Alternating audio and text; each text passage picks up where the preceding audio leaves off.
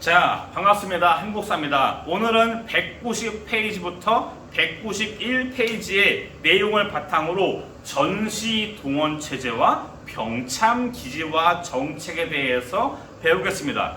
들어가기에 앞서서 일본의 통치 방식이 어떻게 바뀌었는가, 30년대에는 일제가 지난번 2차 대전 역사를 배울 때 제가 설명을 드렸는데, 일본이 대공황을 통해서 그 경제 위기와 사회 혼란에 빠지고 이를 틈타서 군부가 정권을 장악하는 군국주의로 빠져든다라고 설명을 했어요. 30년대와 40년대는 일본 제국주의, 군국주의가 침략 전쟁을 강화하고 확장해 나가는 시기입니다. 이게 침략 전쟁이 점점 확대되면서 일본의 그 강제 동원이나 우리를 향한 수탈, 이런 통치 방식이 점점 강경화됩니다.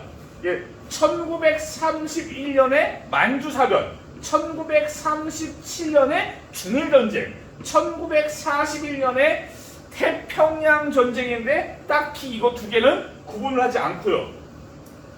이 31년 파트랑 37년 파트가 약간 좀 강제성에서 이 37년 이후가 좀 심화되는 경향을 보입니다. 저는 그래서 통상적으로 수업할 때 이거 두 개 파트를 구분을 하기도 합니다. 사실 이게 학습지를 받아 보셨잖아요. 학습지는 한 장이에요. 190페이지부터 거의 200페이지까지가 한 장짜리입니다. 원래 이 파트 수업을 1시간에 진행하기도 하는데 좀 단원이 나누어져 있기 때문에 끊어서 수업을 진행을 할 거예요. 자, 우선 병참기지와 정책, 1931년 이후부터 진행된 그런 우리 한반도를 그들의 침략에 동원하기 위한 그런 정책이에요. 일단 첫 번째 줄은 아까 방금 설명했어요. 일본이 군국주의로 치닫는다고요. 이래서 지난번에 설명을 드렸는데, 군부가 일본의 내각, 정치를 담당하는 내각과 관련 없이 군부 마음대로 만주를 정복해서 여기에 만주국이라는 그들의 괴뢰 정부, 꼭두각시 정부를 세웁니다. 허수아비예요, 허수아비. 즉 침략의 현장이 만주를 향해 갑니다. 그 경우에 만주로 침략하기 위해서 과거의 러일 전쟁 때 일본이 러시아랑 만주에서 싸우니까 한반도를 이동 루트로 삼았어요. 이게 전장이 만주가 되기 시작하면서 어떻게 되냐?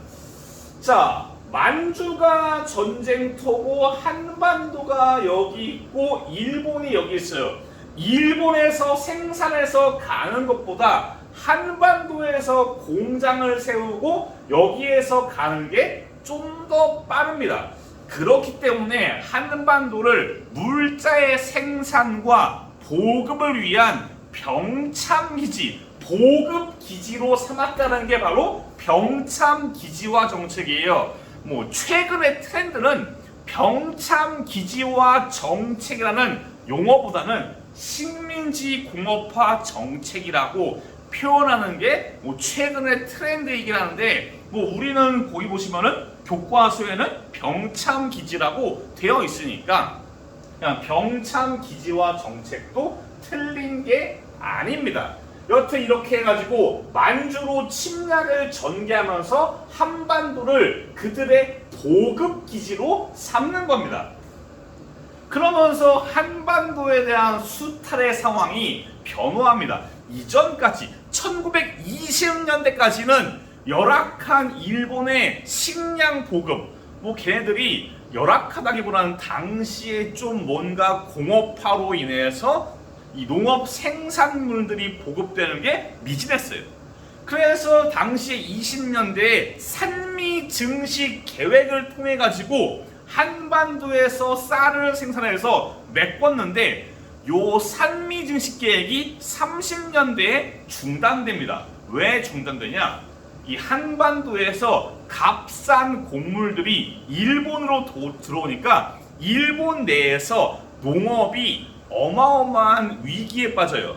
값싼 한반도에 쌀이 들어오면서 이 일본 내의 농업이 경쟁력을 상실하면서 일본 내 농민들이 불만을 가지고 결국 이걸로 인해서 산미 증식 계획이 중단됩니다. 좀 어려운 얘기니까 여담으로 넘어가세요. 이 여담을 하니까 여러분들이 여담만 이해하고 여담만 외우는 경우가 있더라고요. 여러분들이 공부하실 때 뭘 외워야 되는가, 뭘 공부해야 되는가. 여담은 그냥 흘려 들으세요. 핵심은 교과서의 굵은 글씨 혹은 제가 수업 시간에 강조하는 내용이 주된 포인트인 거예요. 포인트를 잘 잡고 공부해야 여러분들이 성적이 향상될 수 있다는 점. 그래서 이제 전쟁에는 뭐가 필요합니까? 금속이에요. 총알, 대포, 탄약 다 금속입니다. 이 철을 캐서 만드는 그런 광업이나 공업들이 이제 점점 한반도에서 형성이 되어가는 겁니다. 여기 일단 지울게요. 그래서 일본의 이 자본주의에서 독점 자본으로 형성된 자본들이 이제 한반도에 들어와서 이 공업과 광업에 침투해서 중화공업 공장들을 한반도 북쪽에 많이 건설합니다. 그러면서 뭐 한반도에 공장들이 많이 생겨요. 이게 우리를 위한 공장이 아니라는 점, 그들의 침략 전쟁과 물자 보급을 위한 공장들이라는 점. 자, 여튼 이렇게 북부에 대규모 공장이 세워집니다. 한반도 북쪽은 지하자원이 많았어요. 지금은 아닐 겁니다. 지금은 계속 일제라던가 북한이 채굴을 해가지고 지금은 북한 지역의 지하자원이 많은가 적은가는 모르겠지만은 얼추 이전만큼은 아닐 거라고 생각을 해요. 이 당시는 지하자원이 북쪽에 풍부했습니다. 그래서 지하자원이 많은 북쪽 지역에 대규모 공장들이 세워지는 거고, 한반도 남쪽은 지하자원이 없고 인구가 많으니까 인구를 바탕으로 한 경공업이 성장을 합니다. 또한 이 당시의 방직업을 위해서 한반도를 섬유의 원료 공급지로 삼아요. 뭔 소리냐? 우리가 입고 있는 옷들, 겨울에는 모직, 여름에는 면직. 모직의 원료는 양모입니다. 양모예요. 화면이 자꾸 왔다 갔다 하네. 미안합니다. 면직의 경우는 원료가 뭐냐? 면화예요, 면화. 다른 말로 목화. 자, 그러니까 이 면직과 모직의 이런 원료를 공급하기 위해서 한반도를 그들의 원료 공급지로 쓴 겁니다. 따뜻한 남쪽에서는 면화를 재배하고 농경이 힘든 북쪽 지역은 양을 키워가지고 남쪽에는 면화, 북쪽에는 양모, 그래서 남면 북양 정책을 실시합니다.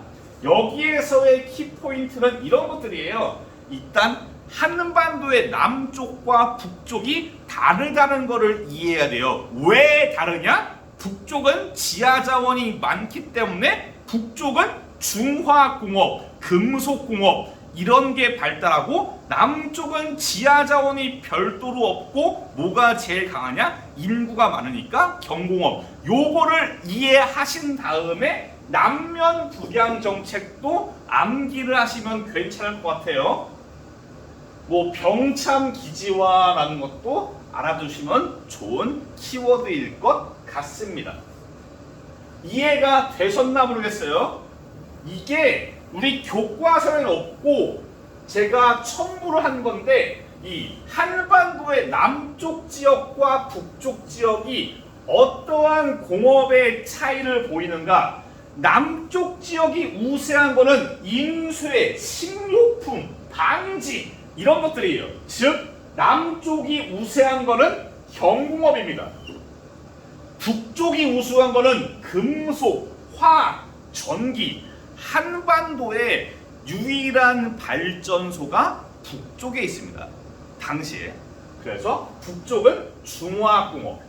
이러다 보니까 이렇게 공업 상황이 남쪽과 북쪽이 다르고 이 남쪽과 북쪽이 다르면서 산업 간의 불균형, 중화공업과 경공업의 불균형이 심해져요.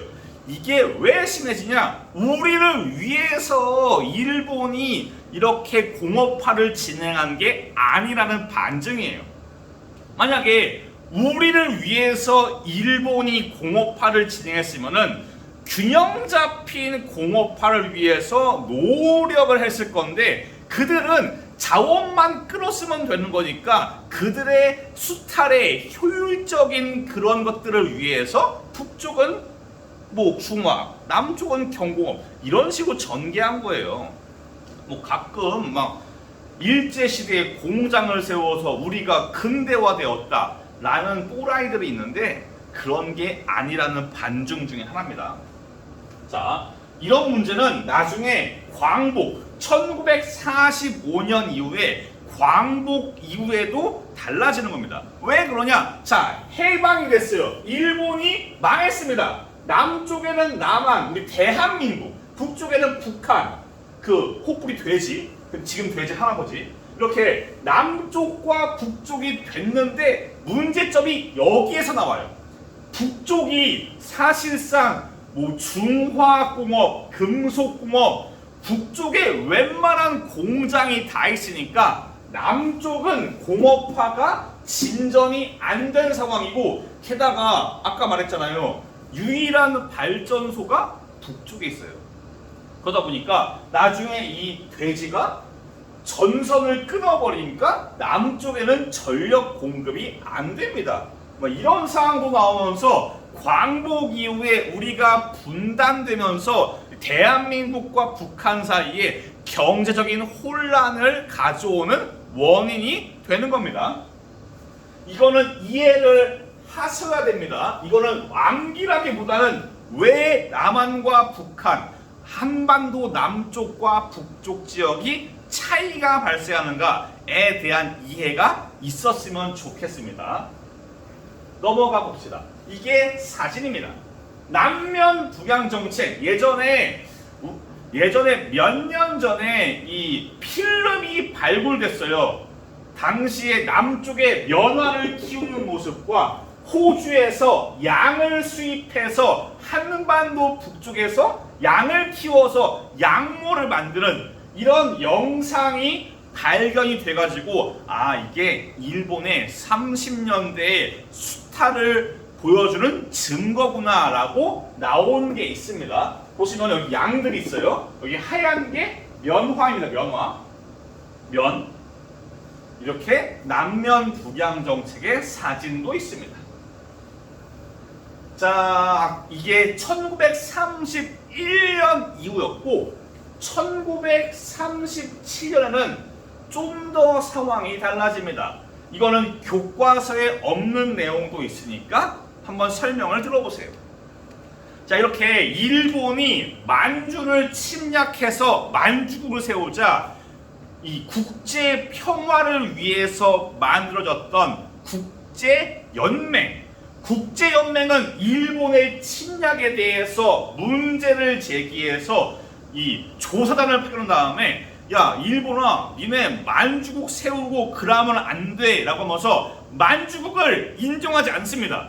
일본의 침략에 대해서 문제를 제기해요. 야 니네 일본 침략하지 마 라고 국제연맹이 문제를 제기하니까 일본이 그럼 우리는 국제연맹 안 해 라고 하면서 국제연맹을 탈퇴해요. 이전에 설명드린 바가 있어요. 국제연맹은 강제성이 없어요. 지가 마음대로 나가도 뭐라고 할 수가 없어요. 이탈리아, 독일, 일본의 공통점이 뭐냐? 침략 전쟁에 대해서 국제연맹이 뭐라고 하니까 탈퇴를 한다는 공통점이 있어요. 일본도 마찬가지로 국제연맹을 탈퇴를 합니다. 그리고 이 군부들이 1937년에 침략 전쟁을 좀 더 강화합니다. 만주는 먹었어요. 그 다음에 이제 중국 내륙으로 침략을 진행합니다. 이 베이징 근교에 노구교 루거우 차오라는 다리가 있어요. 이 다리 근처에 이 다리를 두고서 일본군과 중국군이 대치를 한 상황인데, 여기에서 총성이 들립니다. 갑자기 밤에 총성이 들리고 일본군 한 명이 실종됐어요. 어디 갔냐? 일본군 한 명이 실종됐지만은 얘는 사실 똥 싸러 갔어요. 똥 싸러 갔다가 똥 싸고 왔는데 그 사이에 총성이 났다죠. 그래서 당시 일본은 이 똥 싸러 간 일본 사병을 이 중국군이 공격해서 실종됐다 라고 말도 안 되게 조작질을 한 다음에 이 노구교 사건을 빌미로 중일전쟁을 일으킵니다. 누군가 한 명 똥 싸러 가서 실종된 게 대규모 전쟁으로 치닫는 겁니다. 참 어이가 없는 상황입니다. 그래서 중국 내륙으로 본격적인 침략을 강화하는 겁니다. 만주를 칠 때랑 중국 내부를 칠 때랑은 조금은 상황이 달라집니다.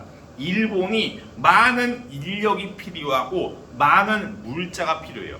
그래서 우리 한반도에 대한 수탈과 침탈도 좀 더 강제화되고 좀 더 바닥까지 긁어가는 모습을 보입니다. 그래서 이 한반도의 산업 구조가 바뀝니다.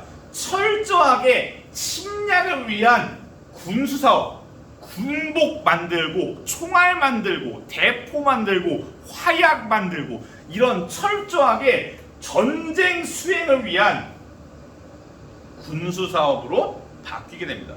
반면 우리의 일상생활에 필요한 일반적인 옷, 우리의 식료품 이런 것들은 철저하게 외면받게 됩니다. 좀 더 심해져요. 아까 여기에서 얘기했던 이 산업구조, 왜 안 넘어가냐? 여기 산업구조의 격차가 점점 심해집니다. 점점 심해지고 1938년에는 국가총동원법을 제정해서 여기 있죠. 이건데요. 전시의 국방 목적을 달성하기 위해서 국가의 전력을 가장 유효하게 발휘하도록 인적 자원과 물적 자원을 운용한다. 어떻게 운용하냐? 제국 신민을 강제로 징용해서 동원 업무에 종사하게 할 수 있다. 누군가 뭔가 노동쟁이, 파업 같은 것을 예방하기 위해서 작업소 폐쇄 등등을 할 수 있다. 등등등 철저하게 전쟁 수행을 위해서 물자와 인력을 끌어쓰겠다는 법이 국가총동원법입니다. 알아두셔야 되는 키워드예요. 연도로 보시면은 1938년이죠. 아까 말했잖아요. 37년에 중일전쟁. 전쟁이 확대되면서 인력과 물자를 끌어쓰기 위한 겁니다.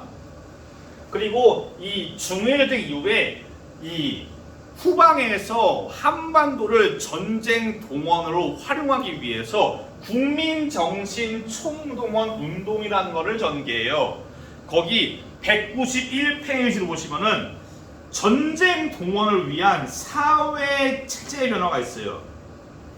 이 전쟁 수행을 위해서 한반도에 있는 사람들이 뭐 일본의 식민지 정책에 대해서 반기를 들거나 반항을 하거나 그런 거를 막기 위해서 일사불란하게 일본 제국주의의 침략을 후원하고 응원하는 분위기로 몰고 가기 위한 통제와 인력 동원을 위한 그런 운동입니다. 이 국민정신 총동원 운동의 말단 조직으로 10가구당 10가구를 묶어서 애국반을 조직합니다.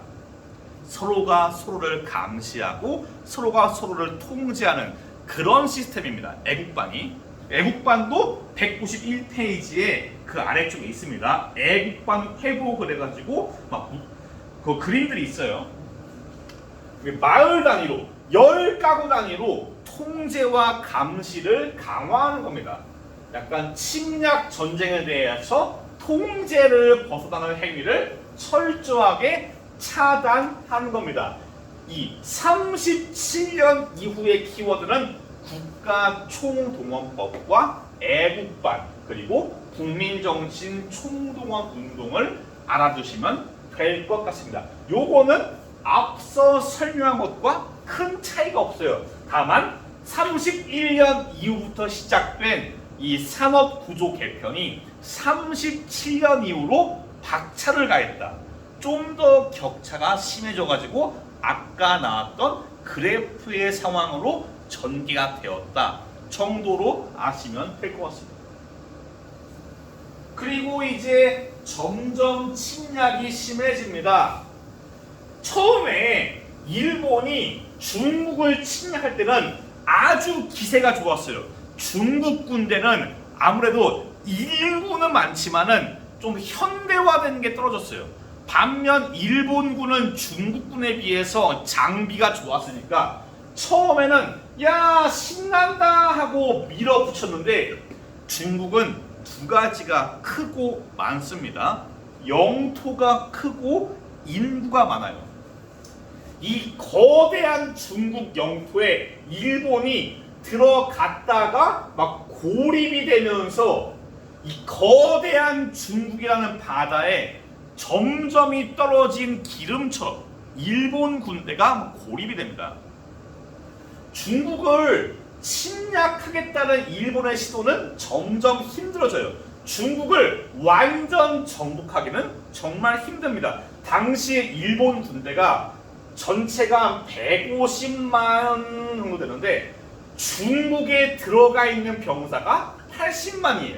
거의 절반 이상을 여기에다가 꼬라 넣은 겁니다. 이렇게 되니까 점점 중국이라는 거대한 영토에서 이제 어마어마한 중국의 저항과 그 상대편의 수많은 병사에 매몰된 일본은 물자가 딸립니다. 거기에 더해서 1941년도에 진주만을 기습적으로 공격하면서 태평양 전쟁이 시작됩니다. 전선이 완전히 커져요. 이제는 중국의 뿐만 아니고 인도네시아, 거의 호주 앞까지, 미국 앞까지, 태평양, 일본이 전선이 완전히 넓어집니다. 이 상황에서 한정된 자원, 일본은 자원이 많이 나는 나라가 아니에요. 그러다 보니까 일본이 인력과 물자가 매우 부족했고 이 중일 전쟁이 장기화되는 한 1939년 이후 이쯤부터 일본이 서서히 똥줄이 탑니다. 특히 1940년을 넘어가면서 더욱더 똥줄이 타요. 너무 많은 인력과 너무 많은 물자가 필요한 겁니다. 그래서 일본이 좀 상황이 급변하게 돌아갑니다. 이전에는 우리 한반도의 우리 민족들, 한민족들을 그렇게 막 일본이 끌어쓰진 않았어요. 왜 그러냐? 우리 민족을 병사로 쓸 경우에 총을 들고 저항할 수 있으니까. 우리 민족을 노동자로 썼다가 공장에 불 지를까봐 이런 식으로 강제로 끌어쓰는 거를 최소화하려고 했는데 더 이상은 안 돼요. 일본의 침략 전쟁을 위해서 우리 민족을 점점 강제로 끌어가기 시작합니다. 그래서 국민징용령을 제정해서 또한 개정을 해서 이 개정 절차는 191페이지에 나와 있습니다.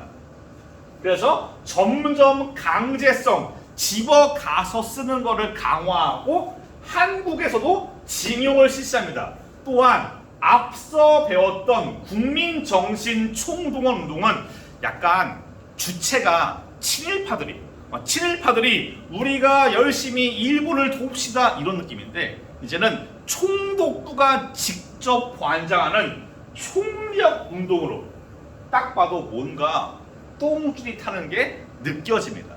총력, 모든 힘을 다해서 풀 컨디션으로 최선을 다해서 침략하자 라는 느낌입니다. 그래서 이제 다다음 시간에 배우겠지만은 물질적인 수탈도 강화해요. 공출이라던가 생산력을 강화합니다. 이게 우리 좋으라고 한 게 아니에요. 침략 전쟁에 물자를 보급하기 위해서 생산력을 확충하고 공출도 실시합니다. 공출은 다다음 시간에 다시 제가 말씀을 드릴게요. 자, 키워드는 국민징용병과 국민총력운동입니다. 이해를 하셔야 돼요. 왜 1931년에 병참기지화 정책을 전개하기 시작했는가?